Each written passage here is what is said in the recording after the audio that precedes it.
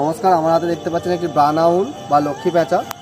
গত পরশুদিনকে আমি এবং শুভ বাঘ কুলগাছিয়াতে আমাদের বন্ধু সৌমেন বাঘ খবর দেয় যে ওদের পার্শ্ববর্তী পুকুরে যা মাছ ধরার যে জাল হয় সেই জালেতে একটি ব্রাউন আউল বা লক্ষ্মী পেঁচা আটকে পড়েছে।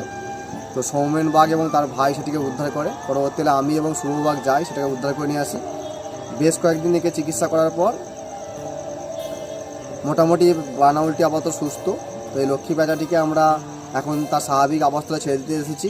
আর এই ব্রাউন আউল বা লক্ষ্মী পেঁচা কিন্তু কখনো সাদা হয় না, এদের পেটের দিকে বা পাখনার দিকটা সাদা হয় এবং ওপরের অংশটা হচ্ছে ধূসর হয়। এবং যখন এরা ওপর দিয়ে উঠে যায়, আমরা যারা ভিউয়ার্স আমরা নিচের দিক থেকে দেখি বলে এদের দিকে সাদা পেঁচা বলে মনে হয়, কিন্তু লক্ষ্মী পেঁচা কখনোই সাদা হয় না। আর এই পেঁচা কিন্তু কখনোই আমাদের সংসারে কোনো অশান্তি বা কোনো কুসংস্কার বা কোনো সুপারস্টিশন নিয়ে আসে না। এরা হচ্ছে বাস্তুতন্ত্রের একটা গুরুত্বপূর্ণ জীব, যারা হচ্ছে প্রচুর পরিমাণে ইঁদুর এবং ছোটোখাটো সাপ এবং ব্যাংকে